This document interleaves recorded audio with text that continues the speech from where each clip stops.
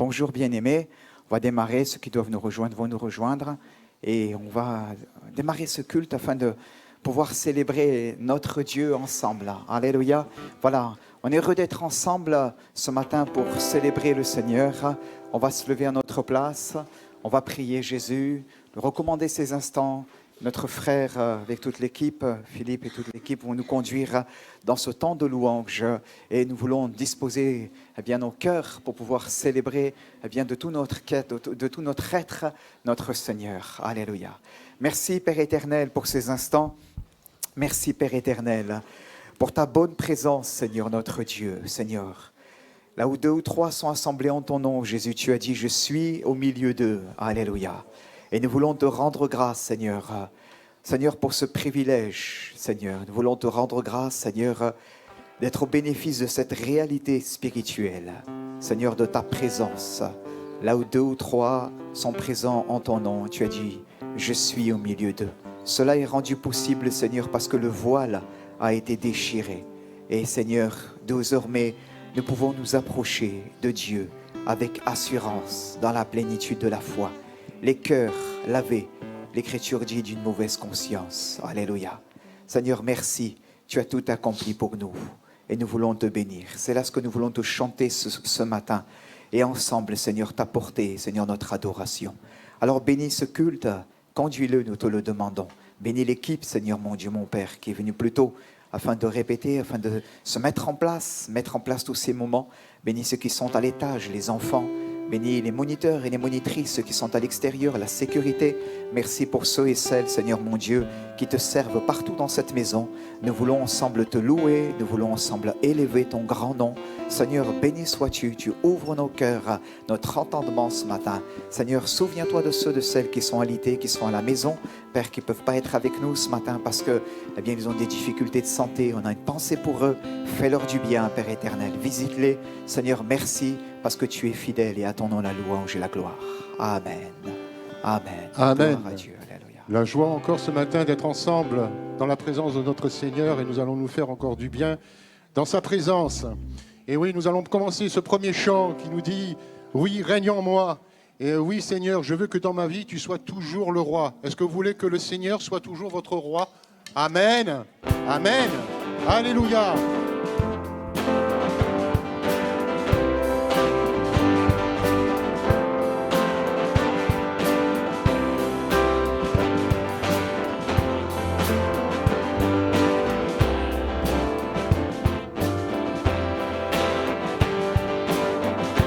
Dans le monde entier, tu es souverain sur chaque torrent et soleil couchant.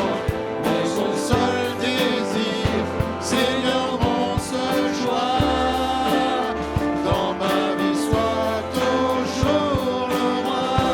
Oui, règne en moi par ton pouvoir, veille sur mes rêves, sur mes œuvres noires. Tu es Seigneur de tout en moi. Dans ma vie sois toujours le roi.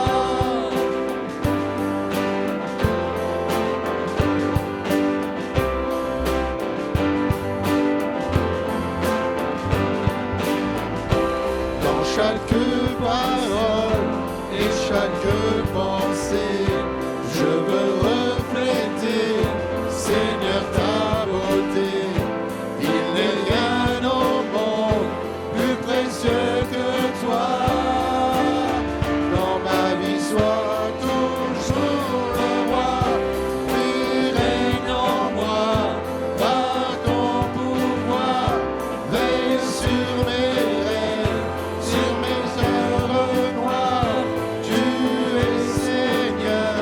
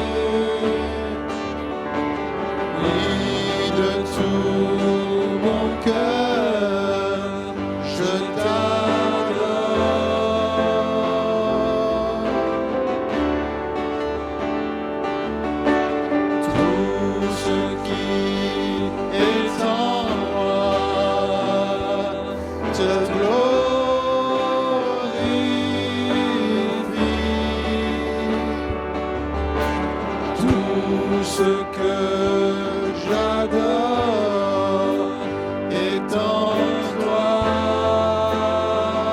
Mon plus cher désir, on l'entend. Mon plus cher désir, c'est t'honorer.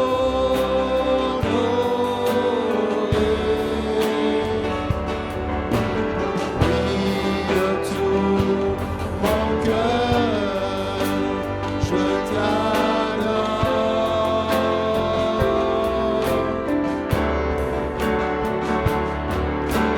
Tout ce qui est en moi se glorifie.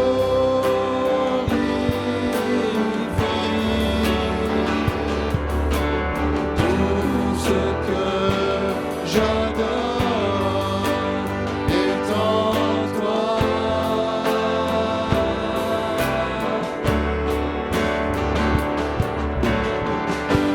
Je te donne mon cœur, je te donne mon âme,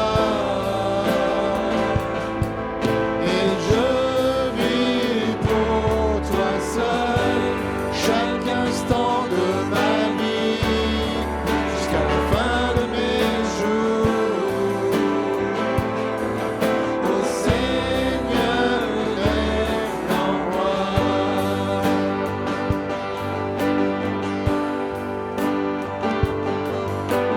Mon plus cher désir,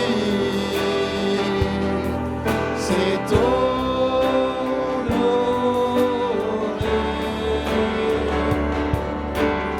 Puis de tout mon cœur, je t'adore.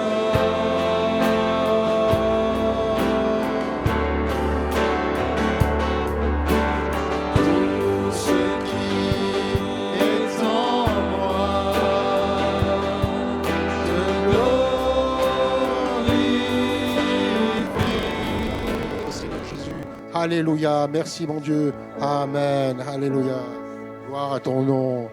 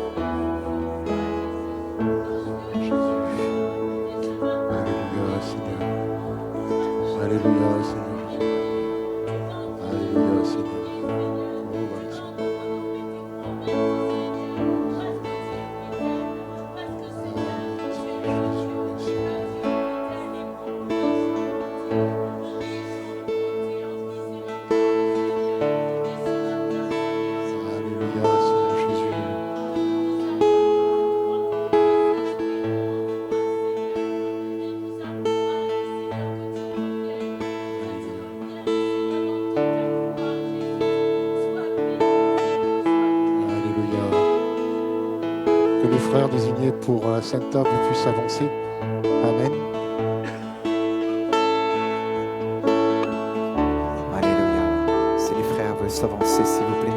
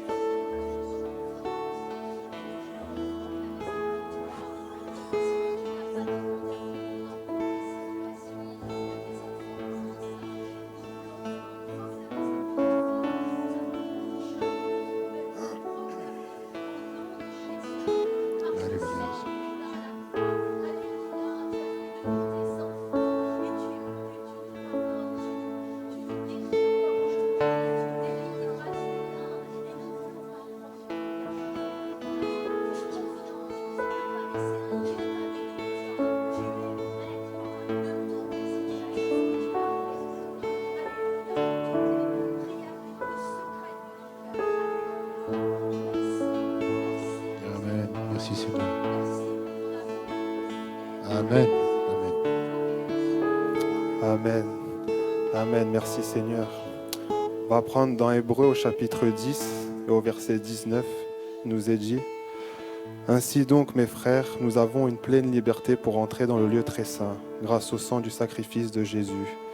Il nous en a ouvert le chemin, un chemin nouveau et vivant, à travers le rideau du sanctuaire, c'est-à-dire à travers son propre corps.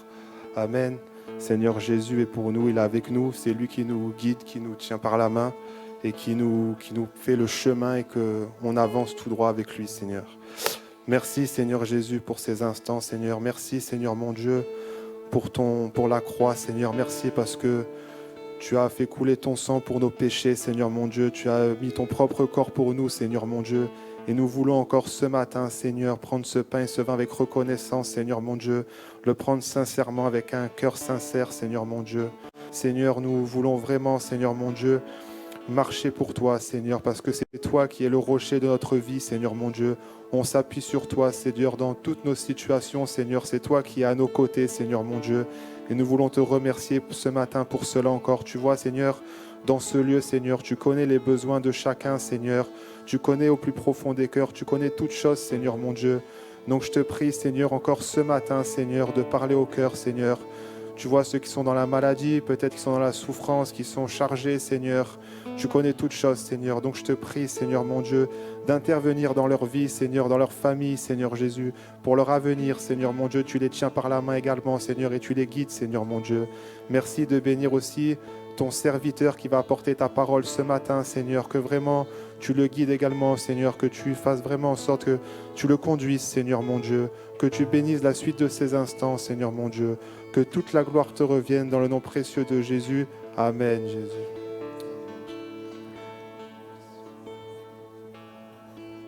Alléluia. Continuons à louer le Seigneur, frères et sœurs. On est devant le Seigneur. Alléluia. Apportons-lui notre action de grâce. Jésus a dit: j'ai désiré vivement manger cette Pâque avec vous avant de souffrir. J'ai désiré vivement manger cette Pâque avec vous avant de souffrir. Et alors que nous prenons le pain et le vin, nous commémorons ce que le Seigneur a accompli pour nous. Alléluia. Jésus a dit: j'ai désiré vivement, vivement. Alléluia. Il y a un désir de Dieu d'être dans la communion avec toi ce matin, d'être dans la communion avec toi. Il désire vivement ta présence, il désire vivement partager ces moments avec toi. Alléluia. Viens simplement devant le Seigneur. Adore ton Dieu, il est là. Alléluia. Ton Sauveur. Et peut-être ce matin, tu es comme le fils prodigue. Et tu vois que ta robe est comme souillée, ton vêtement est comme sali. Eh bien, viens comme ce fils et approche-toi du Père. Alléluia. Approche-toi du Père. Là, simplement avec repentance. Approche-toi du Père. Ce fils a dit: mon Père, j'ai péché contre le ciel et contre toi. Approche-toi de ce Père. Il ne veut pas te juger, il ne veut pas te condamner, il ne veut pas te rejeter. mais au contraire, il désire vivement cette communion avec toi. Et là, juste, il veut te prendre dans ses bras, t'enlacer, alléluia, et te communiquer sa présence, son amour. Amen. Alors laisse-toi bénir ce matin. Amen. J'ai désiré vivement manger cette Pâque avec vous avant de souffrir, dira Jésus. Il a souffert pour nous l'ignominie. Il a souffert pour toi, pour moi, les 40 coups de -1. Il a souffert pour nous les crachats, le rejet, la couronne d'épines, les coups et la croix. Alléluia. Et ce Christ que nous contemplons, couronné d'une couronne d'épines, désormais est crucifié, désormais il est ressuscité et il est couronné de gloire. Alléluia. Alors adorons-le simplement, bien-aimé. Alléluia. Continuons. Amen. Reçois cette parole. J'ai désiré vivement partager cette Pâque, manger cette Pâque avec vous. Dieu désire avoir ce temps de communion avec toi. Il frappe à la porte. Il veut juste là être avec toi dans ce tête-à-tête. Sauveur merveilleux. Et être avec toi là, comme avec Zachée, juste dans ce moment de communion. Il veut te bénir et te fortifier ce matin. Amen. Alléluia. Béni soit Jésus. Alléluia. Restons quelques instants dans le recueillement. S'il y a là, avant de prendre un chant, mais s'il y a là quelques dons qui soient donnés simplement pour l'édification commune, nous restons dans le recueillement, dans la prière. Alléluia. Soria kambare de kerio redodo.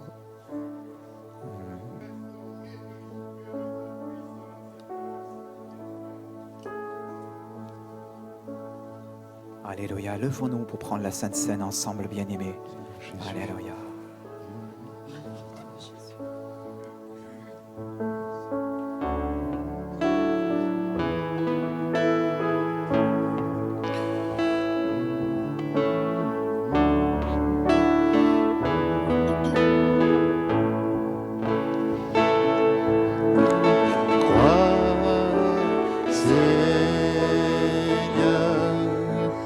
Merci pour le prix payé, supporta tous mes péchés, tu es venu, donné par ta grâce.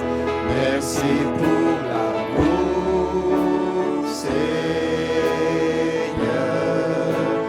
Merci pour tes mains percées. Tu m'as lavé dans ton fleuve et j'ai compris ton pardon et ton amour.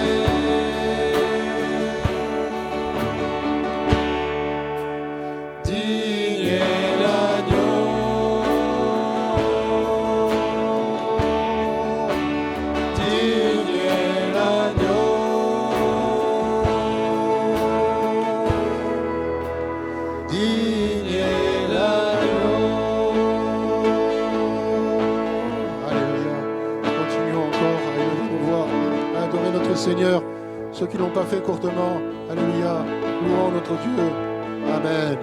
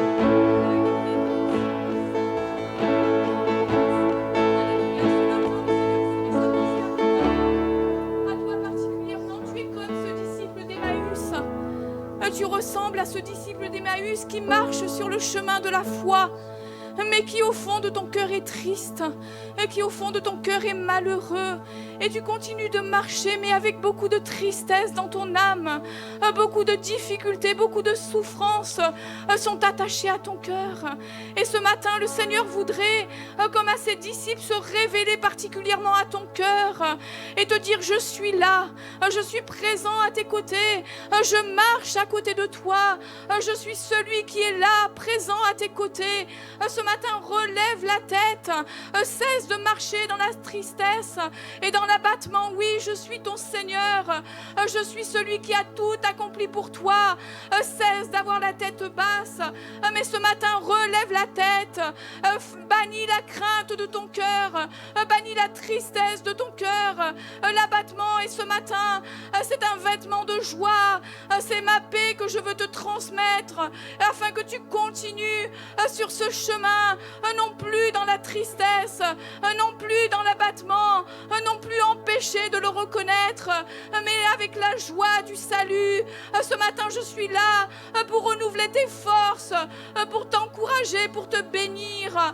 Et ce matin, il y a aussi quelqu'un, tu es là dans cette assemblée et tu pries depuis quelque temps en disant: si seulement je peux toucher le bord de ton vêtement, je serai rétabli. Seigneur, le Seigneur te dit ce matin: je suis là, tu peux me toucher, tu peux saisir ma main, tu peux me prendre par la main, tu peux ce matin par la foi toucher mon vêtement, afin que tu sois totalement rétabli et guéri. Amen. Alléluia. Ce matin, le Seigneur t'invite à venir prendre ce repos en lui, parce que c'est en lui seul que tu le trouveras. Ce matin, il te demande de t'approcher avec assurance, de garder la foi, et tu vas voir combien il va agir dans ta vie. Alors, crois-le, tu es son enfant et place toute ta confiance en lui. Amen.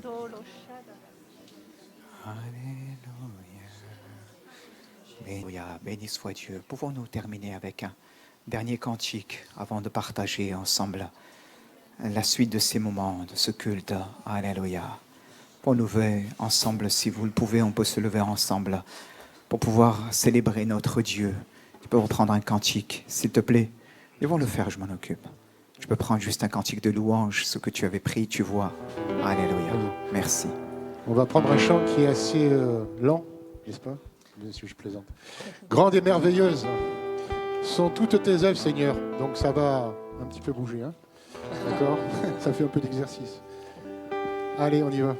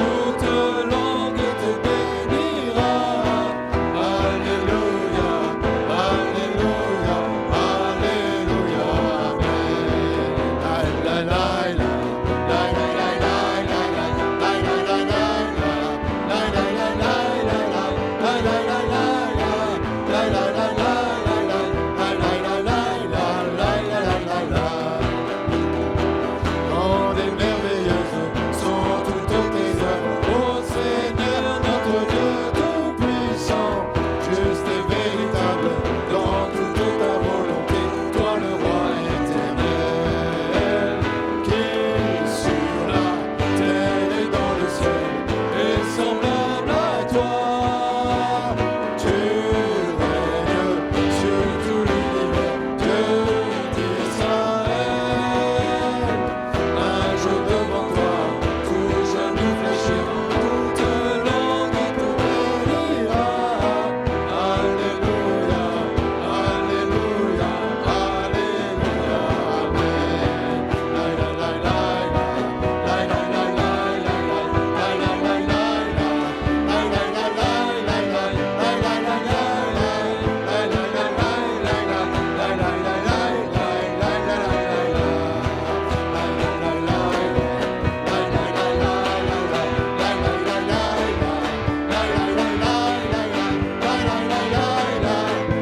la la la la la la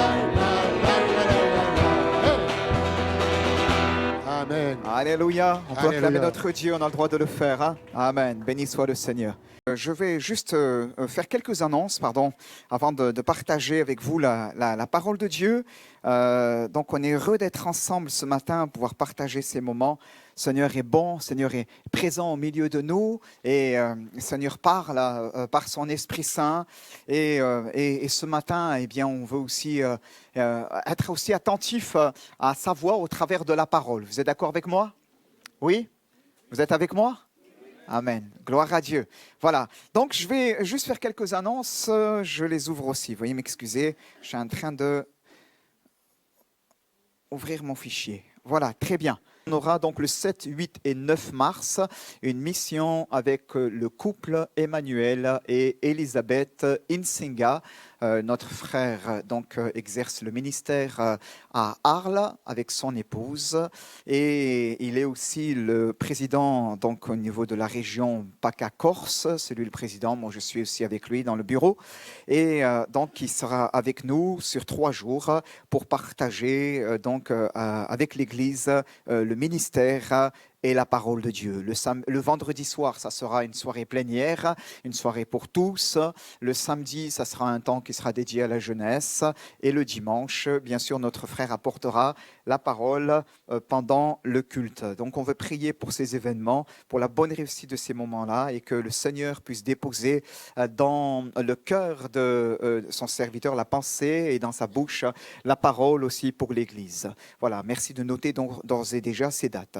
On aura le samedi, c'est la prochaine slide aussi, le samedi 15 mars à 10h, on aura l'Assemblée générale de l'association Jedidia. Voilà, vous savez qu'on est dans cette période où on a relancé l'association. Nous voulons vous remercier pour les adhésions. Il y a eu une adhésion, un appel à cotisation qui a été fait pendant plusieurs dimanches et nous voulons vous remercier pour les adhésions qui vous avez répondu favorablement et plusieurs dizaines d'entre vous ont vu et notre frère, notre sœur et ont souscrit tout cela pour soutenir l'association Jedidia. Si cela n'est pas encore fait, que vous souhaitez le faire, il n'y a pas de retard, c'est pas fermé, délai presque un délai qui est passé. Maintenant, on peut plus devenir adhérent de l'association Jedidia. Vous pouvez. Donc pour cela, vous voyez notre frère Rui ou encore il y a aussi notre sœur Véronique ou notre frère Alain qui sont dans le bureau. Voilà, ça vous permet de les voir et de pouvoir y adhérer si vous le souhaitez. Sinon, merci donc de noter cette date, samedi 15 mars 2025 à 10h, nous aurons l'Assemblée générale. Et il y aura la convocation qui vous sera transmise par voie digitale, par mail dans les jours prochains et aussi on en imprimera plusieurs bulletins pour pouvoir vous les remettre à l'Église. J'insiste, c'est pas l'Assemblée générale de l'Église, hein, c'est l'Assemblée générale de Jedidia. Voilà, merci donc pour votre soutien par rapport à cette association. Je termine juste avec une dernière annonce, je l'ai prise en photo. Donc c'est sympa, c'est un beau petit bouquet là que j'ai vu tout à l'heure dans le hall. Donc j'ai trouvé ça très sympa. Ce sont nos sœurs qui font cela, Muriel, Véro, elles sont beaucoup sur les travaux manuels. Et donc elles souhaitent aussi, eh bien pourquoi pas, si certaines personnes souhaitent aussi faire des travaux manuels, rejoindre nos sœurs pour pouvoir travailler à cela. Et là en fait elles ont fait un très beau bouquet qu'elles m'avaient montré la semaine dernière je crois. Et donc j'avais dit tiens ça serait bien que tu le mets dans un vase et que tu le mets dans le hall avec écrit prochainement vente d'objets au profit de l'action missionnaire. Nos sœurs souhaitent faire des bouquets comme cela au profit de l'action missionnaire. Donc bien sûr elles vont pas en faire 100 ou 200, c'est pas possible, hein, sinon eh bien, elles vont plus dormir les pauvres. Mais en tout cas si vous êtes intéressés, moi je l'ai pris en photo pour vous le montrer parce que peut-être ça peut leur permettre de gagner du temps et vous signalez. Nous on aimerait bien en avoir un de ce style, comme ça elles vont le noter et elles vont potentiellement savoir un petit peu eh bien, ce qu'elles peuvent faire, le volume, parce que bien sûr, elles ne vont pas pouvoir en produire 100, et pourquoi pas, je dirais, mais en tout cas, voilà, donc ça leur permet d'évaluer un certain volume, de dire là, on peut, ça va coûter tant, est-ce que ça vous intéresse, oui ou non, et tout cela, bien sûr, ça sera reversé le profit à l'action missionnaire. Il y avait eu déjà des choses qui avaient été faites pendant le mois de décembre, et le profit avait été aussi envoyé donc, à l'action missionnaire au profit de Mayotte. Donc voilà, on veut continuer à bénir l'œuvre de Dieu parce qu'on croit que cela est tellement important.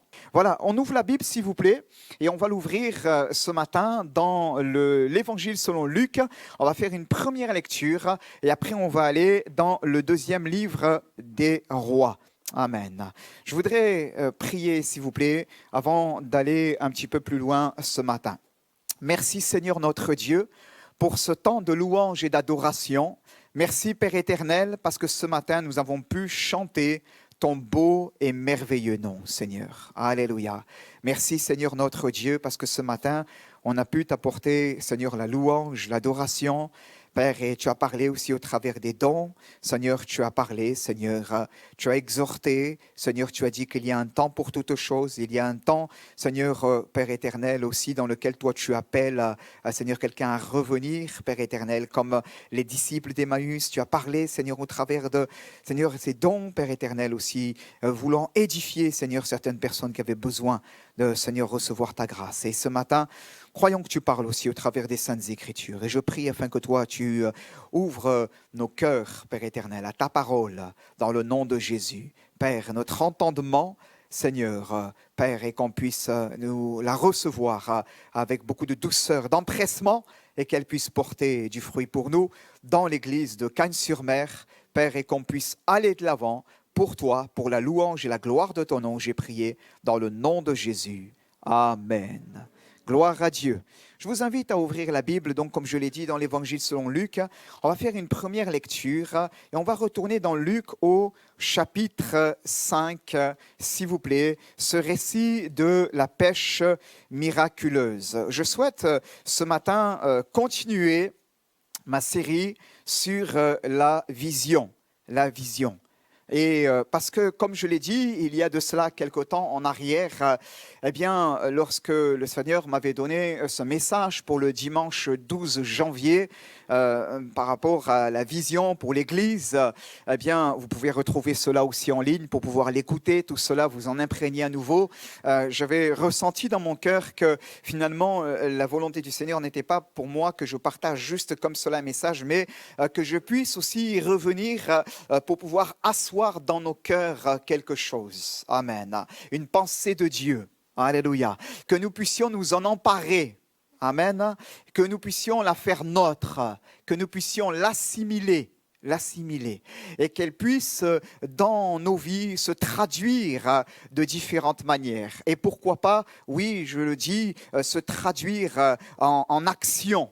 Pour le royaume de Dieu, en transformation dans nos cœurs, dans nos vies, afin que le Seigneur puisse nous communiquer sa mentalité, sa vision et pouvoir aller de l'avant pour lui. Donc je fais la lecture, Luc chapitre 5, verset 1er, pour redéposer un petit peu le texte de base par rapport à notre méditation. Et après, on va aller dans un autre passage dans l'Ancien Testament.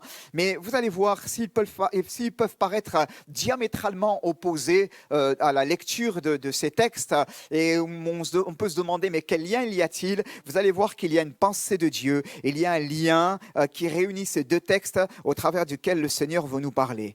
Donc je lis pour vous, comme la foule se pressait autour de lui, autour de Jésus, pour entendre la parole de Dieu et qu'il se trouvait auprès du lac de Génézareth, il vit au bord du lac 2 petites barques d'où les pêcheurs étaient descendus pour laver leurs filets. Il monta dans l'une de ces barques qui était à Simon et lui demanda de s'éloigner un peu de terre. Puis il s'assit et de la barque, il enseignait les foules.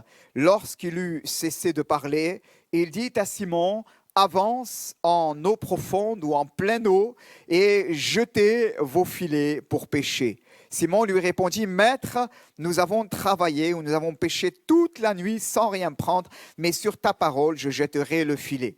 L'ayant jeté, ils prirent une grande quantité de poissons et leur filet se rompait. Ils firent signe à leurs compagnons qui étaient dans l'autre barque de venir les aider et ils vinrent et remplirent les 2 barques au point qu'elles enfonçaient. Quand il vit cela, Simon-Pierre tomba aux genoux de Jésus et dit: Seigneur, éloigne-toi de moi parce que je suis un homme pécheur. Car la frayeur l'avait saisi, lui et tous ceux qui étaient avec lui à cause de la pêche qu'ils avaient faite.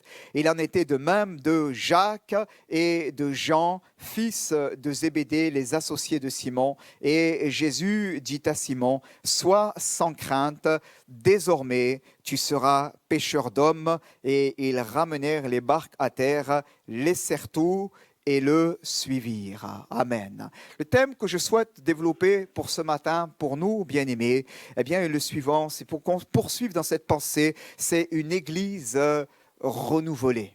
Une église renouvelée. Amen. Nous avons vu, bien-aimés, dans ce passage déjà, eh bien, qu'il y a là quelques éléments qui nous parlent et que j'ai utilisés pour pouvoir parler de la vision de Dieu pour l'Église, je crois, au travers de ce passage et qui va se définir au travers de ces différentes actions que l'on trouve autour de cette pêche miraculeuse et en l'occurrence en lien direct avec les filets. Les filets. Et nous avons eu l'occasion de parler de cela. La Bible nous montre que ses disciples ont dit: sur ta parole, en l'occurrence Pierre, je jetterai le filet. Je jetterai le filet. L'ayant fait, ils prirent une grande quantité de poissons et leur filet se rompait. Il va y avoir là une pêche miraculeuse. Et je crois que, comme j'ai déjà eu l'occasion de le dire, mais c'est bon de le redire ce matin, la vision première de l'Église, c'est de se souvenir qu'elle a été appelée par le Maître à une très sainte vocation, c'est celle d'aller par tout le monde et à prêcher la bonne nouvelle à toute la création. Amen. Et de faire de toutes les nations des disciples, les baptisant au nom du Père, du Fils et du Saint-Esprit, et de les enseigner ce que Jésus nous a prescrit. C'est là le mandat premier que Jésus a laissé à l'Église, bien-aimés. Il n'y en a point d'autre.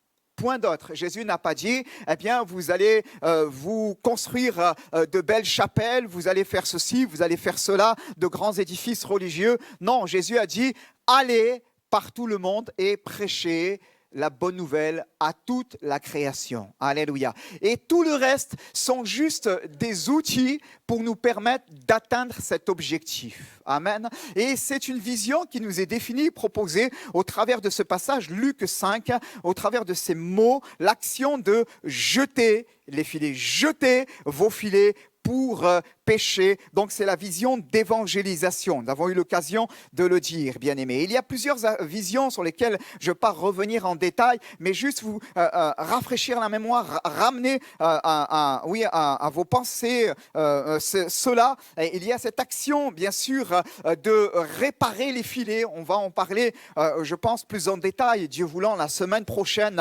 C'est kathartizo, littéralement, dans le grec. C'est l'action de réparer, c'est de perfectionner. Et je crois que Dieu, c'est de rendre capable. Et je crois que Dieu nous attend aussi là, en qualité d'église. L'église est appelée à être cet hôpital pour les pécheurs afin qu'ils puissent être réparés. réparer. Amen. Au nom de Jésus. Et là où il y a des blessures, là où il y a des choses qui ne vont pas, la détresse, tout cela, le Seigneur vient, le Seigneur répare par la grâce de Dieu. Le Seigneur nous permet de devenir en lui de nouvelles créations, de nouvelles créatures. Et en Jésus, les choses anciennes sont passées. Et par Jésus, toutes choses peuvent devenir nouvelles. Elles deviennent nouvelles. Et en lui, nous pouvons marcher en nouveauté de vie. Est-ce que vous croyez encore dans cet évangile? Amen. Béni soit le Seigneur. C'est l'évangile que nous voulons prêcher. Le Seigneur ne fait pas du rafistolage, mais dans la pensée de cathartison, on le reverra, bien-aimé. Il est celui qui vient et dans cette restauration, il nous fait devenir en lui de nouvelles créatures. Béni soit le Seigneur. Il y a cette action, bien-aimé, de laver les filets. Et nous avons eu l'occasion d'en parler, bien-aimé. Le pécheur, il faut qu'il prenne soin de son matériel. Il faut qu'il prenne soin de son matériel. Et son matériel, en l'occurrence, c'est le filet. Les filets. Et ces filets qui sont utilisés et qui sont jetés dans l'eau, et qui sont à des endroits bien précis, alourdis par des plombs et en surface, maintenus en surface par des flotteurs. Et là, le pêcheur les jette pour pouvoir, c'est son gagne-pain, ramener le produit de la pêche. Mais ce filet, il faut qu'il en prenne soin parce que quelquefois, eh bien, il va s'abîmer de différentes manières. Il va racler le fond, il va être soumis aux intempéries, il va être exposé à la corrosité du sel de la mer. Il va être abîmé littéralement. Et c'est important eh bien, que le propriétaire puisse en prendre soin. Et c'est pour cela que dans ce passage, l'Écriture nous dit que les disciples étaient descendus pour laver les filets. Ce matin, on va s'arrêter là-dessus, bien-aimés, et après, on va aller plus loin, bien-aimés. Laver les filets. Et cette action de laver les filets, c'est très intéressant, bien-aimés, de regarder à cela dans le grec biblique, parce que c'est un mot apoplono qui comprend l'idée eh bien, de baigner, mais aussi l'action de séparer. Donc, c'est finalement quelque chose que l'on va faire dans cette action, eh bien, on va bien sûr passer à grande eau ce filet pour pouvoir le débarrasser des corps étrangers, mais dans cette action, de cette pensée aussi, d'en retirer tous les corps étrangers. C'est pas simplement, voilà, je vais abondamment l'arroser, et je vais pas aller plus loin dans la démarche.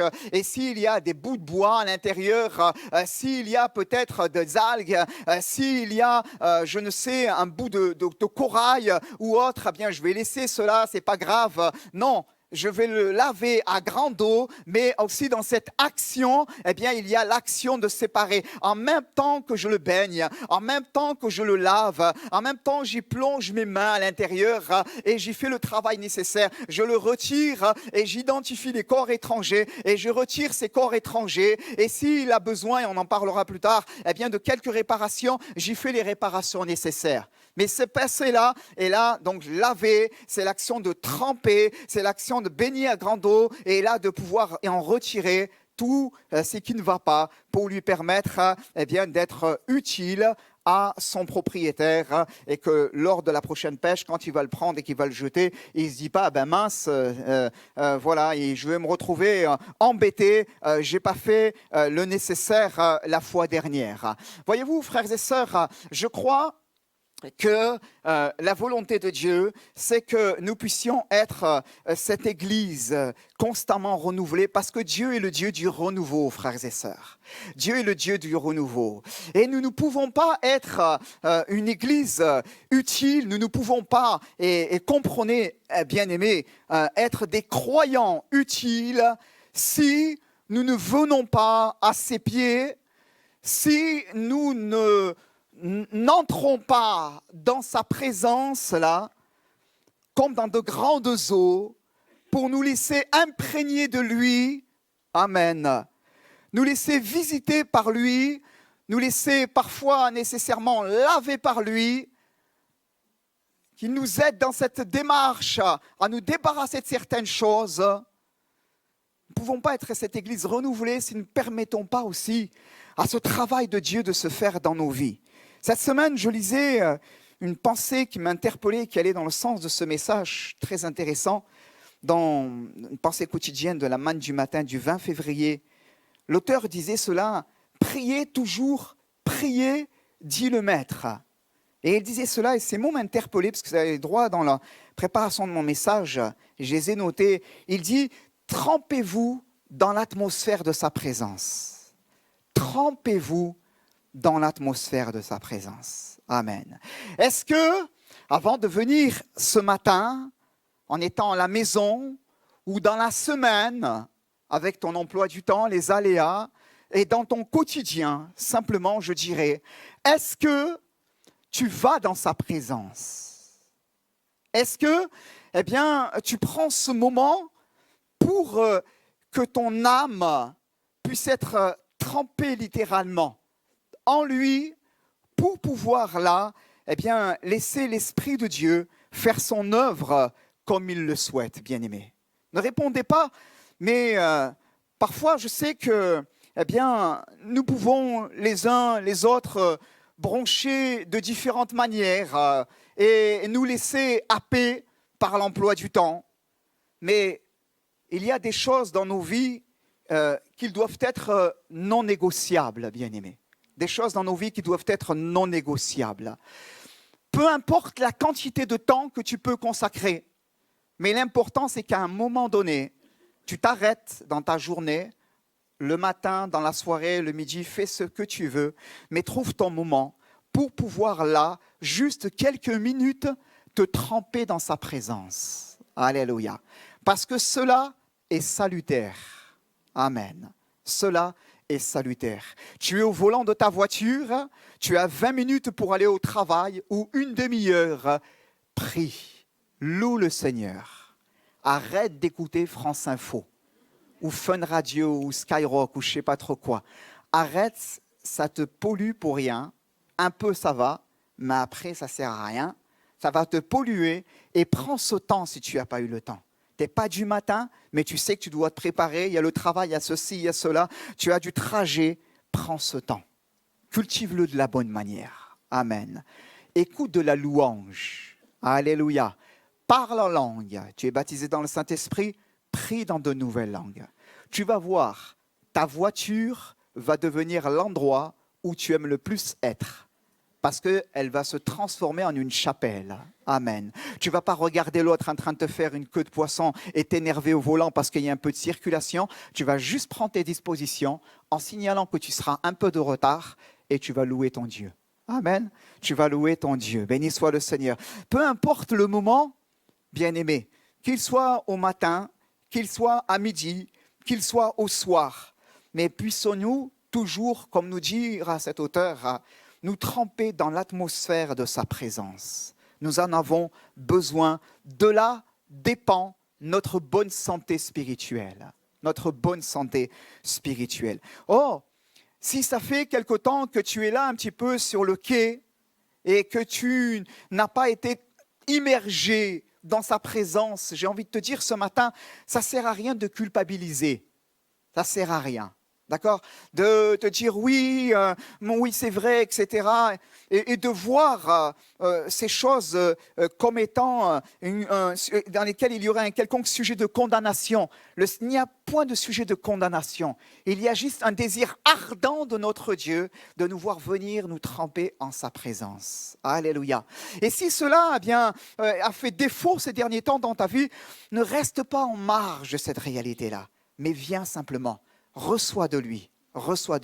Et là, tu vas voir le Seigneur te faire un grand bien dans ton âme. Amen. Le Seigneur m'a parlé cette semaine et m'a parlé au travers de ce récit que vous connaissez bien, bien-aimé, que je voudrais lire avec vous, ma seconde lecture. Et vous allez comprendre tout à l'heure qu'il y a une similitude pour moi entre les deux textes dans 2 Rois, chapitre 6, s'il vous plaît, à partir du verset 1er. 2 Rois, chapitre 6, à partir du verset 1er. Si tu peux le projeter, mon frère, je vais lire avec toi parce que moi j'ai la version Colombe. Merci beaucoup. Nous lisons ensemble, bien-aimés. Les fils des prophètes dirent à Élisée, « Voici le lieu où nous sommes assis devant toi, est trop étroit pour nous. » Continuons.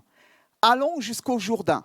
Nous prendrons là chacun une poutre et nous y ferons un lieu d'habitation. » Élisée répondit, « Allez. » Et l'un d'eux dit, « Consens à venir avec tes serviteurs. » Et il répondit, « J'irai. » Et il partit donc avec eux.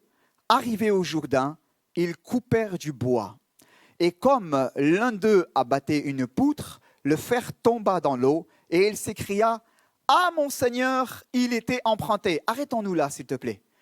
Et comme l'un d'eux abattait une poutre, donc le fer tomba dans l'eau. On retrouve l'image de l'eau, bien aimé, dans ce passage. Mais là, il va s'écrier « Ah, mon Seigneur, il était emprunté !» On comprend bien, parce que la place d'un fer de hache, ce n'est pas dans l'eau. La place d'un filet, oui, mais pas la place d'un fer de hache. Mais vous allez comprendre tout à l'heure qu'il y a une similitude aussi pour nous ce matin. Il y a un enseignement entre ces deux, un lien entre ces deux textes. Continue, s'il te plaît. L'homme de Dieu dit « Où est-il tombé ?» Et il lui montra la place. Alors Élisée coupa un morceau de bois et le jeta à la même place et fit surnager le fer. Puis il dit « Enlève-le » et il avança la main et le prit. Merci. Si on peut remettre juste le verset premier. La Bible nous dit « Les fils des prophètes dirent à Élisée, voici le lieu où nous sommes assis devant toi est trop étroit pour nous. » Est trop étroit pour nous. Et ils vont nourrir un projet qui va être louable. Eh bien, ça va être celui de se construire un nouveau lieu d'habitation, quelque chose de plus grand, pour pouvoir être plus à l'aise à l'intérieur de la maison et de pouvoir chacun mieux bénéficier de l'enseignement du prophète Élisée. Les fils des prophètes, ce n'est pas les enfants dans la chair de Élisée, on l'a bien compris. C'est une expression biblique pour parler de ses disciples à ce moment-là. Et je voudrais voir avec vous ce que nous dit la version à la colombe. Moi, je lis beaucoup dans la colombe. Et c'est intéressant, si tu l'as, mon frère, merci. Elle nous dit cela, les fils des prophètes dirent à Élisée, voici l'endroit, non pas où nous sommes assis, devant toi est trop étroit pour nous, mais la version colombe dit, voici l'endroit où nous habitons en ta présence. Où nous habitons en ta présence est trop réduit pour nous. Et voyez-vous, cette pensée est plus juste au sens littéral et nous parle ce matin. Parce que nous pouvons être assis dans un même lieu, mais être dans une action passive. On est là, mais on n'est pas là. Comprenez? D'accord? On pense à la suite de cette journée. On est en train de checker nos petits messages, là, tout doucement, derrière la chaise, sur notre portable. Pire encore, on est en train de jouer à je ne sais pas quoi. Ça arrive dans les églises, hein? Ça arrive dans les églises. Moi, des fois, je suis offusqué de voir cela. Des gens sur leur portable qui sont d'âge mûr en train de faire ce qu'il ne faut pas alors qu'ils sont appelés dans la présence de Dieu. Je me dis, waouh, ça m'interpelle toujours.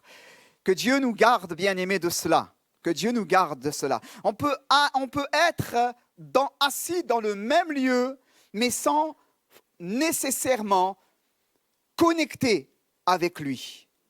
La Bible nous dit dans ce passage qu'ils ne vont pas simplement être assis dans un même lieu, mais ils vont connecter avec le prophète. Et il dit, l'endroit où nous habitons en ta présence. Amen. Et il y a là une dimension de communion au travers de ce passage. De communion. Amen. Le psalmiste dira, mieux vaut, psaume 84, verset 11, mieux vaut un jour dans tes parvis que 1000 ailleurs. Alléluia. Donc c'est biblique, je vous tiens jusqu'à ce soir. Non pas 1 heure ou 2 heures, mais un jour. Amen. Hein? Gloire à Dieu. Comprenez, je fais un peu d'humour. Psaume 27, verset 4. Je demande à l'Éternel une chose. Oh, c'est fort. David va demander à l'Éternel une chose. Si Dieu nous dit, voilà, demande-moi une chose et je veux te l'accorder. Je suis sûr qu'on va répondre à côté. Pour la plupart d'entre nous. Pour moi, en tout cas, je n'aurais pas ce réflexe de dire cela. Eh bien, Seigneur, je voudrais habiter toute ma vie dans la maison de l'Éternel pour contempler la magnificence de l'Éternel et pour admirer son temple. Je ne vais pas avoir ce réflexe de dire, voilà, Seigneur, ce que je veux, tu me demandes une chose, c'est d'habiter dans ta présence. Pas avoir ce réflexe. Je suis sûr qu'on serait tous les uns et les autres en train de réfléchir à ce qui est le plus pertinent dans nos vies. Demande une chose.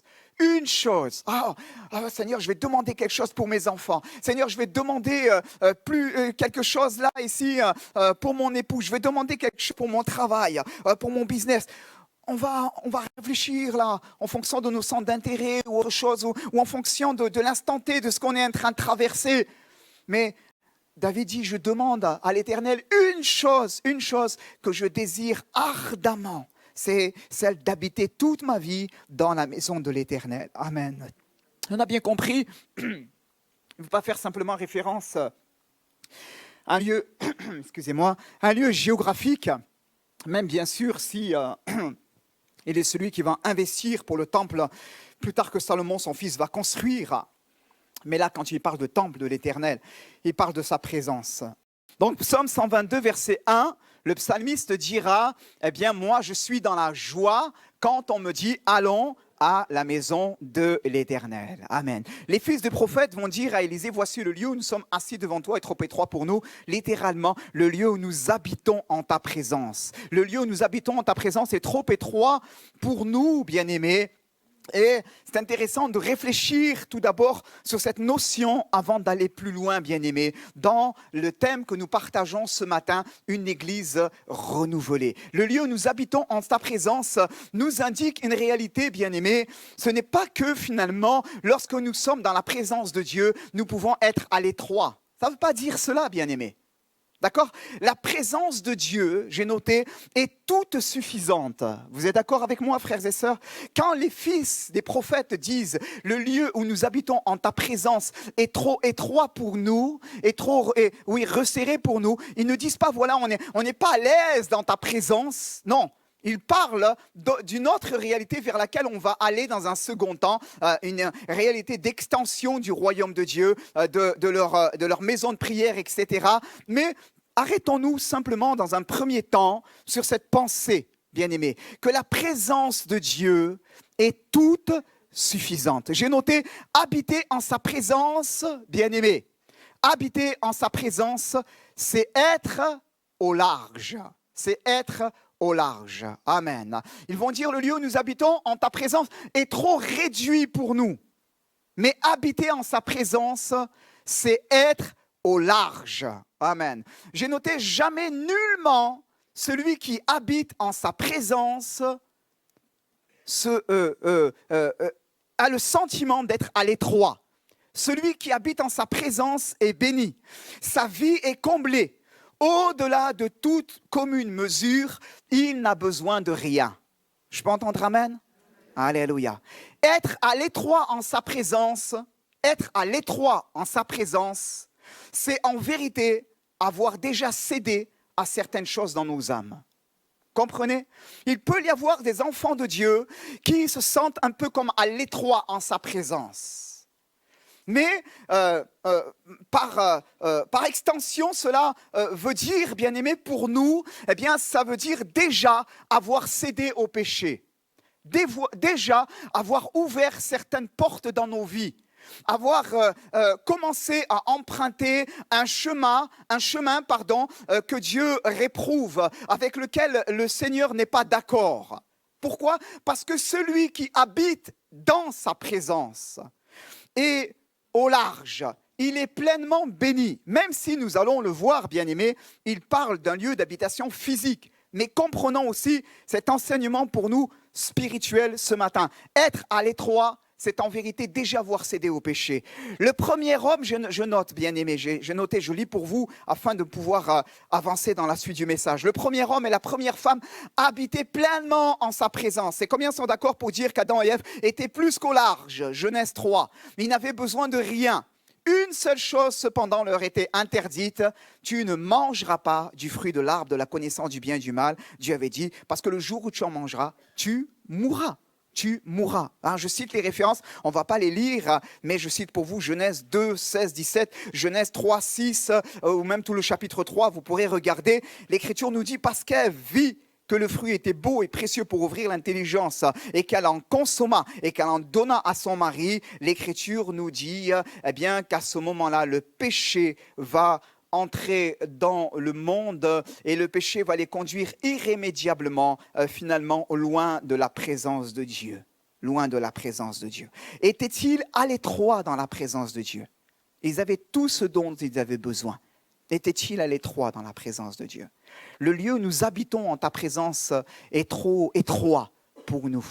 Le lieu où nous habitons dans sa présence, bien-aimé, ne doit jamais être trop étroit pour nous, bien-aimés. Amen. C'est le lieu de sa présence dans lequel nous sommes au large, dans lequel le Seigneur nous a franchis, dans lequel le Seigneur nous permet de faire des progrès et d'aller de l'avant avec lui. Et si à un moment donné, ce sentiment nous gagne, vous allez comprendre, bien sûr, il y a une autre réalité spirituelle, mais si à ce moment-là, ce sentiment nous gagne, eh bien, c'est que nous avons besoin de revenir à lui. Alléluia. J'ai noté, bien-aimés, eh bien, que le péché, je le répète, nous conduira toujours irrémédiablement sur le chemin de la désobéissance loin de Dieu.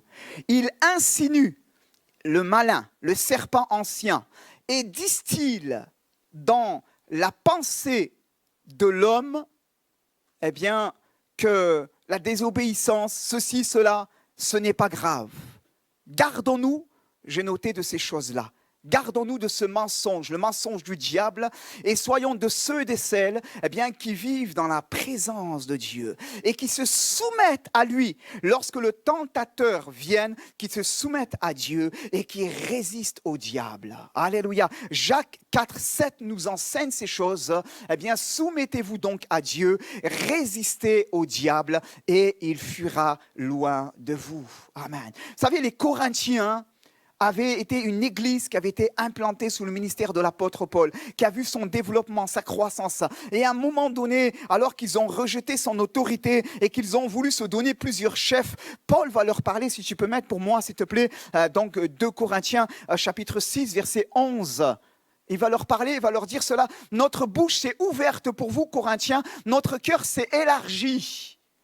Continue s'il te plaît, merci jusqu'au verset 13. Vous n'êtes point à l'étroit au-dedans de nous, mais vos entrailles se sont retrécies. Vos entrailles se sont retrécies. Rendez-nous l'appareil, je vous parle comme à mes enfants, élargissez-vous vous aussi. Amen. Le lieu où nous habitons en ta présence est trop étroit pour nous. Quelquefois, on arrive à ce raisonnement-là, non pas parce qu'il y a de saines ambitions au-dedans de nous-mêmes pour le royaume de Dieu, mais parce qu'en vérité, eh bien, il y a des réalités spirituelles qui sont en train de gagner notre cœur et contre lesquelles on a besoin de combattre, du moins, afin de rejeter ces choses-là et dire non, Seigneur, ta présence, elle est toute suffisante pour moi, béni soit le Seigneur. Alors, bien-aimé, j'ai noté, après avoir partagé ce premier point, je vais vouloir aller plus loin avec vous pour la méditation de ce partage, bien-aimé. La Bible nous dit que, eh bien, ils vont se bâtir un lieu plus grand. Si tu peux mettre, s'il te plaît, encore le verset 1er du chapitre 6 des 2 Rois. Voilà. Ils vont dire, le lieu où nous habitons en ta présence est trop réduit pour nous. Tu continues, verset 2, s'il te plaît. Voilà. Allons jusqu'au Jourdain, nous y prendrons chacun une poutre et nous y ferons un lieu d'habitation. Donc, on a compris, bien-aimés, si j'ai enseigné sur ces choses-là, une pensée de Dieu afin de nous mettre en garde, nous comprenons que matériellement, de manière pratico-pratique, eh bien, la démarche des disciples, c'était de se construire un lieu plus grand pour pouvoir être plus à l'aise et accueillir un plus grand nombre peut-être de fils de prophètes et qu'ainsi l'œuvre et le ministère d'Élie et l'œuvre de Dieu, oui, son autorité, puissent continuer à se développer. Donc, c'est bâtir un lieu plus grand. J'ai noté, bâtir un lieu plus grand est un projet louable pour le Seigneur. Vous êtes d'accord avec moi, bien-aimés? On a pu faire quelques travaux dans cette maison de prière et nous rendons grâce à Dieu pour ce qui a pu être réalisé, bien-aimés. Vous êtes d'accord avec moi? Vous savez, l'humour de Dieu, vous savez, c'est quoi l'humour de Dieu? Vous savez, c'est quoi? J'y repensais il y a quelque temps en arrière. C'est qu'en fait, j'ai caché la fresque du pêcheur et que ce matin, depuis quelque temps, je me suis rendu compte, je me suis lancé dans une série sur la pêche miraculeuse. C'est rigolo quand même, des fois. Hein? Et la fresque, elle est derrière. Et pendant des années, elle nous parlait. Voilà, mais il a fallu que je fasse des travaux, qu'elle soit derrière pour faire une série de messages là-dessus. Voilà. Mais quelque part, c'est une empreinte que Dieu avait voulu sur l'Église. Amen. Donc, Dieu nous a donné dans sa grâce, effectivement, de pouvoir réaliser quelques travaux. Mais et pourquoi Dieu ne viendrait-il pas aussi bien nous bousculer? Bien sûr, nous avons un bâtiment fonctionnel qui répond à nos besoins, même s'il ne répond pas en tout point à nos besoins et parfois on aimerait faire ceci ou cela. Je pense aux places de parking, je pense bien à certaines salles pour les enfants à l'étage, etc. voilà, mais aujourd'hui, on a le privilège d'avoir un outil et on rend grâce à Dieu pour cela. Mais la vision de l'Église doit rester une vision de croissance. Vous êtes d'accord avec moi, bien-aimés? Elle doit rester une vision de croissance et plaise à Dieu de ce que l'Église puisse se multiplier. Amen. Et que le lieu dans lequel nous nous tenons en sa présence devient trop étroit pour nous parce que, eh bien voilà, il faut penser à un deuxième culte ou il faut penser à l'avenir, etc. C'est un bon problème, frères et sœurs, quand les églises sont confrontées à cela. Vous êtes d'accord avec moi? C'est un bon problème. Amen. Et vous savez, dans notre pays de France, qui est en perte de repères et dans lesquels il y a tellement de détresse, bien-aimés, je vous dis, Dieu veut attirer des âmes à lui. Dieu veut attirer des âmes à lui. Je suis scandalisé quand j'entends ce que j'entends, ce qui s'est passé dans ce pensionnaire pour enfants, dans les Pyrénées. Je suis scandalisé quand j'entends, eh bien, et ça me prend aux tripes, quand j'entends eh bien, que hier, à Mulhouse, un gars est allé avec son couteau là, frapper comme ça au hasard des gens, alors qu'on était la semaine dernière là-haut en jeûne et prière. Ça peut arriver n'importe quand, ces choses-là. Et aujourd'hui, il y a un réel climat spirituel. Et on a besoin juste de ne pas être porté par cette société consumériste, mais au contraire de pouvoir avoir des yeux ouverts et discerner les temps dans lesquels nous vivons et dire, Seigneur, sont des temps où nous croyons, toi, eh bien, alors que les gens rendront l'âme de terreur, tu voudras eh bien, les attirer dans l'Église. Amen. Et faire que l'Église eh bien, devra s'accroître, se développer. Et je le crois aussi, eh bien, que demain, le lieu où nous sommes assemblés sera trop étroit pour nous, bien-aimés. Amen. Alléluia. C'est une vision de croissance, vision. Donc, bâtir un lieu plus grand, c'est la vision qu'ils ont eue parce qu'ils ont été à un moment donné confrontés à cela. Et quand on étudie le contexte politique, oui, et même religieux dans lequel Élisée évoluait, ce n'était pas un contexte facile, mais l'œuvre de Dieu va se faire. Amen. L'œuvre de Dieu va se faire. Béni soit le Seigneur. Alléluia. Oui, le lieu où nous sommes assemblés en ta présence est trop étroit pour nous. Amen. Voyez-vous, il y a une réalité dans ce passage. Je voudrais vous la partager, c'est très important. Écoutez-moi bien, frères et sœurs. Il y a une réalité, une double réalité. C'est que, si tu peux remettre le verset 1er, s'il te plaît. Merci. C'est que l'Écriture nous montre eh bien, que le peuple est là dans la présence de Dieu. Et on lit rapidement. Voilà, le lieu où nous sommes assemblés en ta présence est trop réduit pour nous et on passe à la suite. Mais c'était très intéressant de regarder et parfois le texte prend un autre relief quand on va étudier les termes dans l'hébreu pour l'Ancien Testament ou dans le grec dans le Nouveau Testament. Et c'est très intéressant de noter que cette expression est trop réduite pour nous se résume en un mot dans l'hébreu, c'est tsar.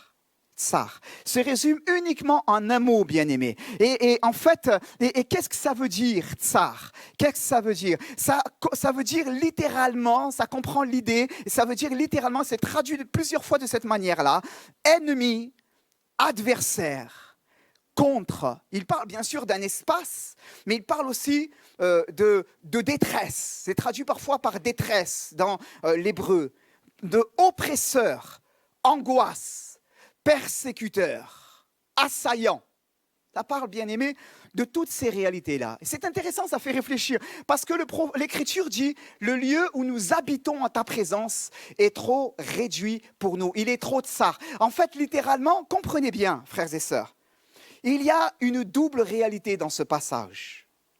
Il y a une réalité où un peuple habite en sa présence, et parce qu'il habite en sa présence, le peuple se développe et il est appelé à élargir l'espace de sa tente. Amen. Donc le lieu où nous sommes assemblés est trop étroit pour nous, mais il y a notre réalité, bien-aimés. Alors que le peuple est dans cette dynamique, il y a une réalité où à ce moment-là, le malin qui se tapit dans l'ombre voit ces choses-là et ne les voit pas de manière indifférente. Et ces choses-là le développement de l'œuvre de Dieu le dérange et le dérangera toujours, bien-aimé. Le lieu où nous habitons en ta présence est trop étroit, réduit pour nous. Quand je suis dans la présence de Dieu, quand l'Église est dans la présence de Dieu, il se passe quelque chose. Dieu la renouvelle. Amen. Une Église renouvelée. Je n'ai pas oublié le thème, on est dedans. Dieu lui permet d'aller dans une nouvelle saison. Amen. Mais il y a une réalité. Alors qu'elle est dans cette dynamique et dans cette nouvelle saison, Seigneur, merci pour ce que tu fais. Merci pour ce que tu fais du bien. Merci parce qu'il y a, on voit petit à petit plus de monde venir à la réunion de prière, etc. Il y a une dynamique, il y a quelque chose. Merci pour la louange, merci pour la liberté, merci pour l'Esprit de Dieu. Alors qu'il y a un développement, il y a en même temps un regard et une volonté de l'ennemi d'enrayer ces choses-là. Il est trop étroit pour nous, il est trop réduit pour nous. Nous, on est juste en train de regarder, mais on ne voit pas que de l'autre côté, il y en a un autre qui regarde aussi. Et quand l'Église ne ronronne pas, ça le dérange. Quand l'Église ronronne, il n'y a pas de problème, bien-aimés. Vous savez, pardonnez-moi, au risque de vous choquer, le diable peut s'asseoir à côté de certains croyants dans certaines églises. Je vous le dis, au risque de vous choquer. Mais il y a des églises dans lesquelles ils ronronnent tellement bien que le diable peut même participer au culte avec eux. Ça ne le dérange même pas. Ça ne le dérange même pas. Hier, un frère m'a envoyé ce qu'il s'était passé en 2015 avec le synode de l'Église unie de France, pardonnez-moi de la citer, dans lequel ils ont voté le mariage pour tous, oui, c'est bien, etc. C'est un grand jour pour notre mouvement. Ah, oui, un grand jour de détresse. Un grand jour de détresse.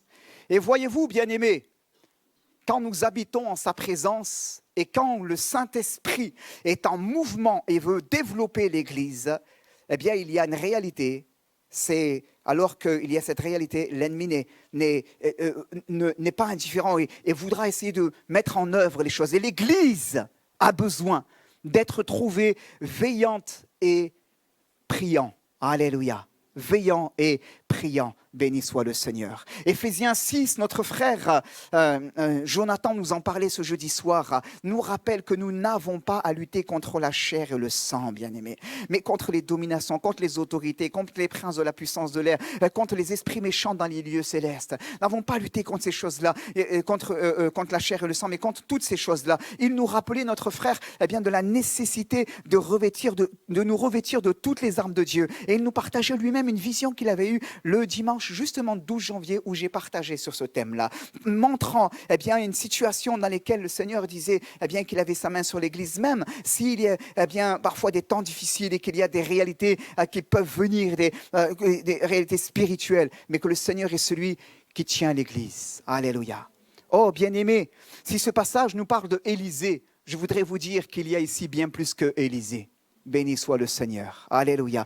Élisée, dans ce passage, est un type de Jésus-Christ, bien-aimé. Est un type de Jésus-Christ. Et à l'instar d'Élisée qui va dire aux disciples, à ses fils, oui, aux disciples, allez, et qui va être quelque part le point d'union.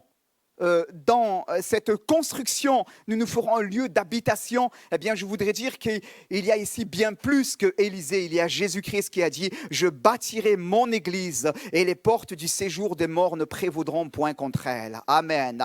Quand l'église qui habite en sa présence, elle veut bâtir le royaume de Dieu, elle aura toujours à ses côtés Jésus. Amen. Qui dit « Je bâtirai mon église », je le répète, c'est merveilleux. Même s'il y a tsar, même s'il y a l'ennemi, même s'il y a l'oppression, même s'il y a les luttes et les combats, l'ennemi, la Bible nous dit, les portes du séjour des morts ne prévaudront point contre mon Église, contre elle. Amen. Jésus, dans ce passage, la Bible nous dit que le prophète, lorsque les disciples veulent réaliser ce projet, ils vont répondre, le prophète va répondre, allez, allez. Mais l'un d'eux de répondre « Consens à venir avec tes serviteurs » et Élisée d'ajouter « J'irai ». Et il alla donc avec eux. Il y a bien sûr ces merveilleux types de Jésus-Christ en lien avec l'Église sur lesquels on aurait beaucoup de choses à dire, mais que je veux justement simplement citer sans rentrer dans tous les détails. Jésus dira « Allez », on l'a dit tout à l'heure. Élisée dit « Allez ». Jésus dira « Allez, faites ». de toutes les nations des disciples, baptisez-les au nom du Père, du Fils, du Saint-Esprit, enseignez-leur à observer tout ce que je vous ai prescrit. On connaît ce passage. J'ai noté comme Élisée, notre Sauveur est avec nous. Amen, frères et sœurs. Le Seigneur travaillait avec eux et confirmait la parole par les signes qui l'accompagnaient. Marc 16, 20. Jésus dira, et voici, je suis avec vous tous les jours jusqu'à la fin du monde. Matthieu 8, 20, 28, 20. Vous connaissez ces références. Et frères et sœurs, on a besoin ce matin de rendre grâce de ce que le Seigneur est au milieu de nous. Amen. Et de ce que nous appartenons à celui qui a dit « Je bâtirai mon église et les portes du séjour des morts ne prévaudront point contre elle. » Nous sommes dans la main de celui qui est le bon berger et qui a dit « Nul ne vous ravira de ma main. Béni soit le Seigneur. » Alléluia. Alors, bien-aimés, on va continuer. Je ne veux pas trop prendre de temps, mais continuer et aller vers la fin de ce message. La Bible nous invite les uns et les autres, bien-aimés, dans cette vision d'une église renouvelée, à être les uns les autres aussi des instruments à son service. Amen. La parole nous dira par ailleurs dans Romains, de nous offrir comme des sacrifices vivants à notre Dieu, ce qu'il sera de notre part un culte raisonnable. Amen. Allons jusqu'au Jourdain. Prenons chacun, nous y prendrons chacun une poutre. Nous y ferons un lieu d'habitation. Allons, nous prendrons, nous y ferons chacun. C'est ensemble qui sont appelés à travailler. Amen. Béni soit le Seigneur. Alléluia. Nous y prendrons là chacun une poutre. Chacun, c'est littéralement ish. Le masculin de Isha, la femme, dans la Genèse. Il y a, bien-aimés, une œuvre pour chacun. Amen. Ce n'est pas quelques-uns que le maître mandate dans le cadre d'un ministère don et d'une vision auquel il les appelle pour servir les desseins de Dieu et bâtir l'Église, mais c'est chacun. Allons jusqu'au Jourdain, nous y prendrons là chacun, Ish et Isha. Pardonnez-moi, littéralement, le mâle et la femelle. Parce que l'homme, c'est Adam, Adama. Mais dans Genèse 2, il y a un jeu de mots entre le Adama, issu de la glaise, et l'homme, donc aussi le mâle, Ish, en lien avec la femme, Isha, le mâle et la femelle. Il y a, pour le genre humain, ça veut dire, pour le genre humain, il y a quelque chose à faire. Pour chaque être humain. Chacun. D'accord? Ça veut dire cela, bien-aimé. C'est très intéressant. Et parfois, on regarde notre vie et on pense que, on vaut rien. On n'est pas grand-chose. On est petit. On n'est pas capable. Mais tu fais partie de l'ordre créationnel de Dieu. Dans cette pluralité, dans cette double réalité, Ish et Isha. Et dans cette double réalité, il veut que ta vie soit à son service. Amen, bien-aimé. Amen. Ne vis pas pour toi. Vis pour lui, quoi que tu fasses. Dans ta société, dans ta famille, afin que demain, au dernier jour, quand tu fermeras les yeux, tu n'auras pas peur de te présenter devant lui. Parce que tu auras vécu en qualité de Ish ou de Isha pour lui. Et tu auras dit, Seigneur, je veux, à mon échelle, essayer d'abattre ma poutre, faire ma part, ici-bas, pour le royaume de Dieu. Alléluia. Frères et sœurs, j'ai vu des enfants de Dieu partir et être dans la crainte. Ce n'est pas normal. Au dernier jour, quand je veux fermer les yeux, je veux chanter des cantiques, je veux partir avec la joie, avec cette réalité-là. Mais un serviteur de Dieu avec qui j'ai démarré ma formation me disait cela et qu'il avait été confronté parfois à cela dans son ministère, dans son jeune ministère, et cela l'avait interpellé. Et parfois, j'ai été aussi confronté à cela. Parce qu'à ce moment-là, il y a une profonde remise en question. Vous savez, est-ce que j'ai vécu, comment j'ai vécu, etc. On peut bâtir beaucoup de choses ici-bas. Laisser de la pierre à nos enfants, c'est vrai, mais pas avoir bâti en or, en argent et en pierres précieuses. comme le Seigneur veut. Et si on peut laisser de la pierre à nos enfants, c'est bien. Mais si on peut leur laisser de l'or, de l'argent, des pierres précieuses, comprenez bien les choses, les réalités spirituelles qui sont intemporelles et qui transcendent toute chose, eh bien c'est mieux, j'ai envie de dire. Amen. Mais j'en prends pour mon grade, bien-aimé. Je veux, par la grâce de Dieu, faire son œuvre dans ma génération. Alléluia. Allons au Jourdain et nous bâtirons là chacun une poutre. Amen. J'en viens, frères et sœurs, j'en viens. Bientôt finir. Une église renouvelée. Comme l'un d'eux abattait une poutre, le fer de hache tomba dans l'eau et il s'écria « Ah, mon Seigneur, il était emprunté. » Eh oui. Il ne peut pas y avoir de renouveau si finalement, nécessairement, à un moment donné, je ne le laisse pas venir s'exprimer dans ma vie, devenir une réalité. Comprenez ? Cet homme qui a battu sa poutre, qui est en train de la couper, va perdre son fer de hache. Il était mal emboîté sur la partie en bois. Et va perdre avec les coups, elle va se disloquer, elle va tomber dans l'eau. Et là, eh bien, il va perdre ces choses-là. Il va dire, ah, mon Seigneur, il était emprunté. Il avait le choix soit de se cacher, d'occulter cette réalité au prophète, de garder ça pour lui et de rentrer à la maison. Et au moment où on range les outils, il fait semblant, voilà. Et là, le tort revient à quelqu'un d'autre. Mais non. À un moment donné, il laisse finalement ce besoin de transformation, de changement, venir s'exprimer dans sa vie. Comment ? Eh bien, en allant trouver le prophète et en disant, eh bien voilà, il y a un problème. J'ai perdu mon fer de hache. J'étais en train de couper le bois, je l'ai perdu, il est tombé dans l'eau. Et là, eh bien, parce qu'il laisse cet espace dans lequel il va partager son besoin au prophète, eh bien, le miraculeux de Dieu va pouvoir s'exprimer. Amen. Le miraculeux de Dieu va pouvoir s'exprimer. Où l'as-tu perdu ? Il va lui montrer l'endroit. Il va couper un morceau de bois, Élisée, le jeter au même endroit et va faire surnager le fer. Amen. Le miracle de Dieu va pouvoir s'exprimer. Où est-il tombé ? Où est-il tombé ? Frères et sœurs, il y a parfois des frères et des sœurs qui tombent.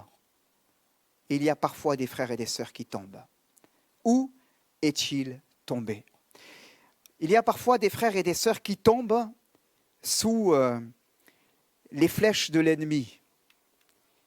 Il y a parfois des frères et des sœurs qui tombent, ils sont debout, ils sont encore dans la foi, ils sont avec nous, mais ils ont été mis à mal.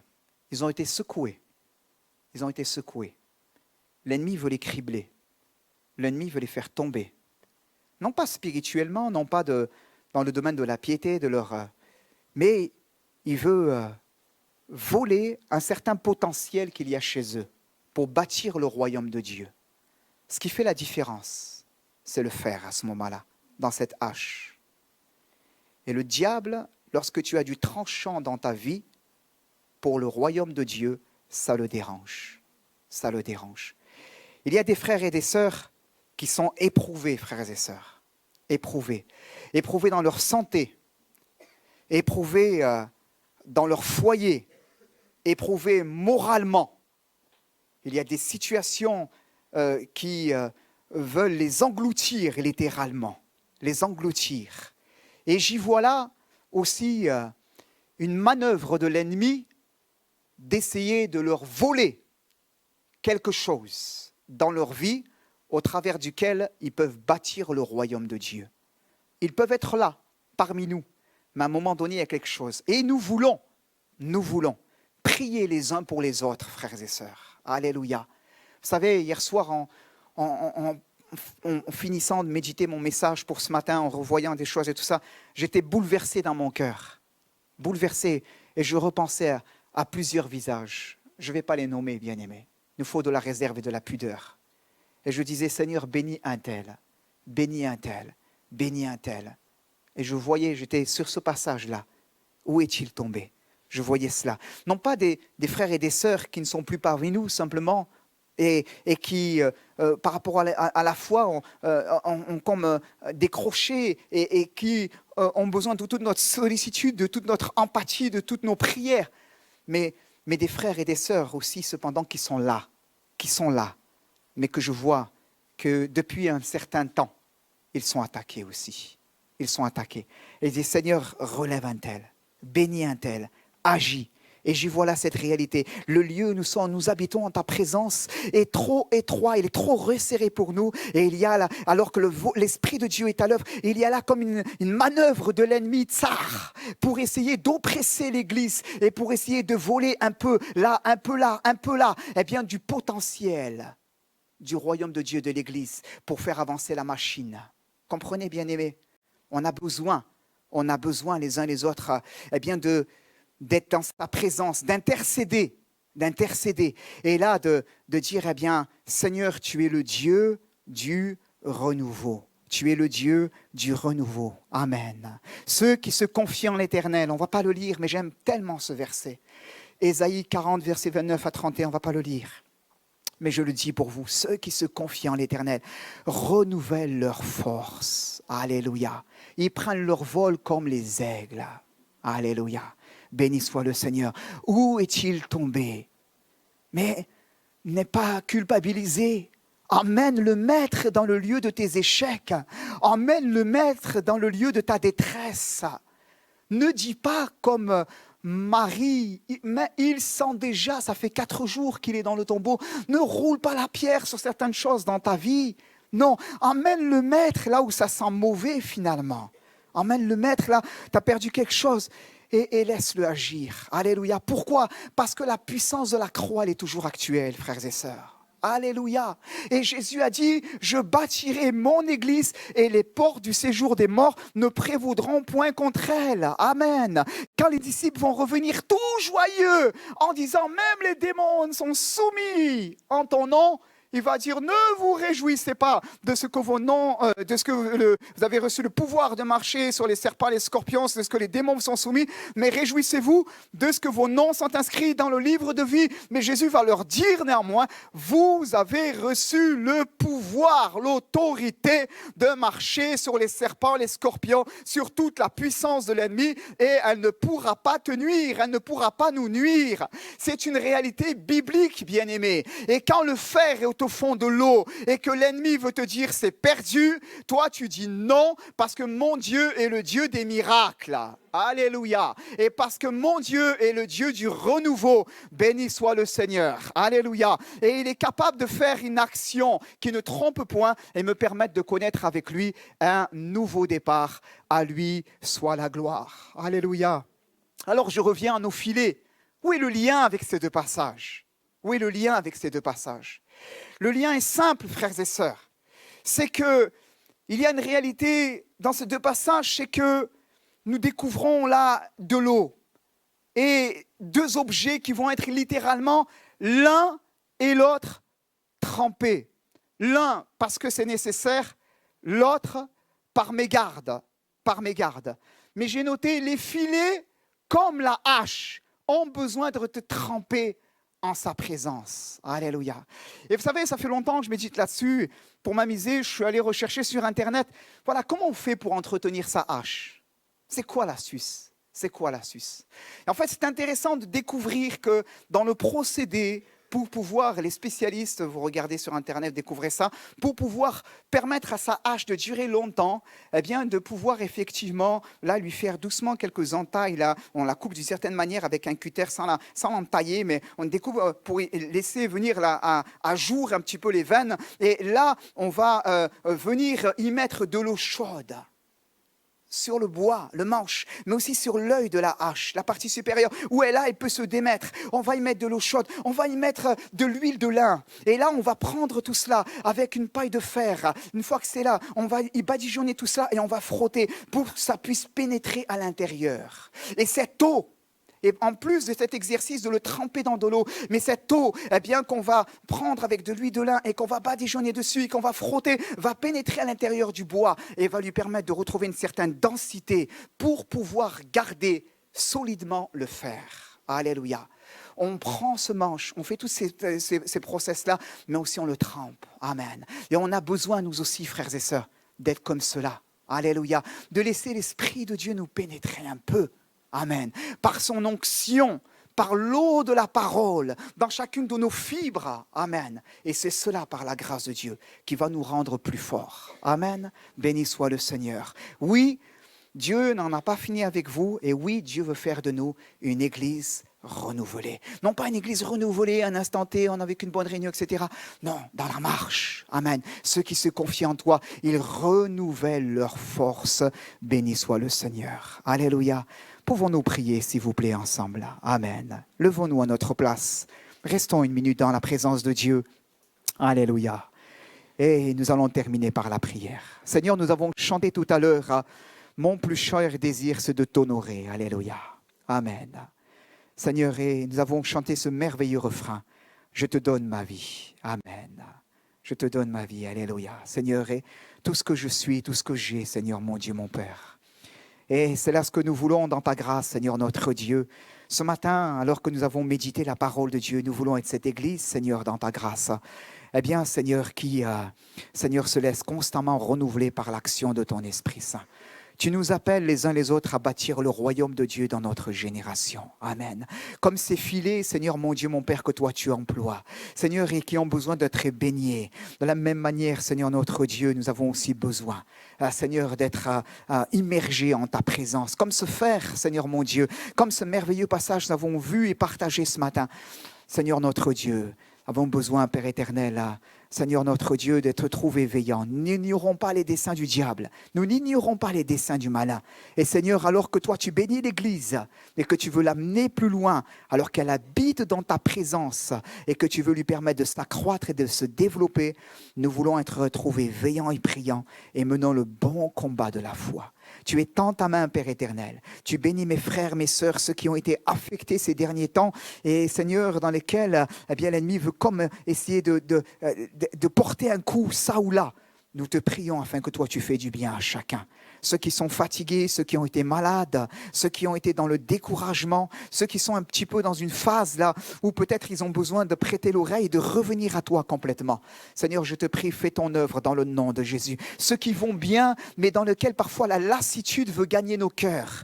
Je prie dans le nom de Jésus, afin que nous ne nous laissons pas engloutir par le quotidien, Seigneur notre Dieu, mais que là aussi nous puissions être veillants et priants. Père, dans le nom de Jésus, emploie-nous, nous te le demandons, emploie-nous, Père, et qu'on puisse bâtir le royaume de Dieu, chacun, Père, dans notre génération.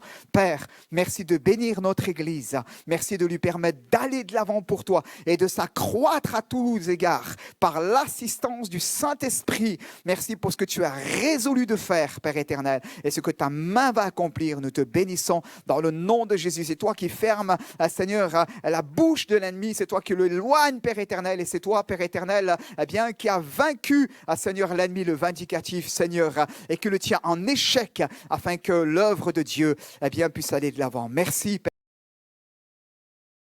Dans le nom précieux de Jésus, et nous te disons à ton nom la louange et à ton nom la gloire, et nous disons ensemble Amen.